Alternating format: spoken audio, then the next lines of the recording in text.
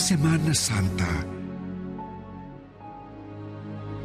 sabay-sabay nating tunghayan ang iba't ibang kwentong kukurot sa ating mga puso.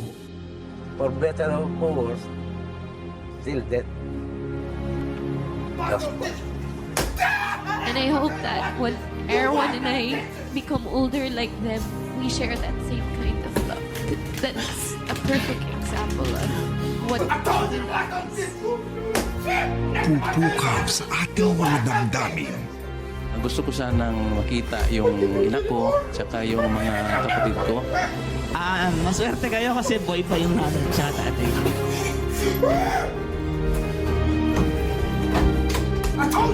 Uy, nakaka-depress to Bawal po magbenta dito.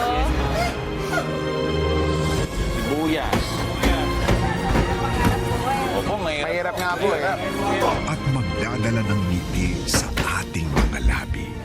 Diretso lang, kaya mo yan. Hindi po akong bibitawan na. Minsan, kailangan mo siyang bitawan para matuto siyang mag-isa. Paulit-ulit. Kamusta? Hindi ko maintindihan anak kung ano yung pinagdadaanan ko. Ang gusto ko nun, umuwi ka dito sa amin. Everywhere I look, ang daming photos of couples in love. Kasi when you're in love, it shows. Akala ko kasi hindi ka pa senior citizen. I'm coming, Dad! I'm coming! Any day now! Coming, Dad! Coming! Any day now! Coming, Dad! Coming! Coming! Come on! Don't stop talking, please!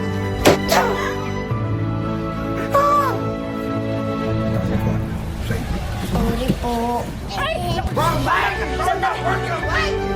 Oh, wrong bag! Ginagawa ang lahat para sa kinabukasan ng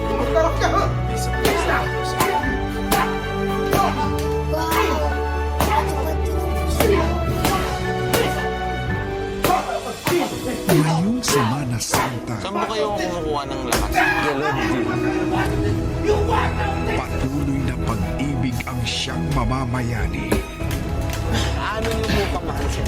Pambas din po Sa Lenten Special ng Showtime.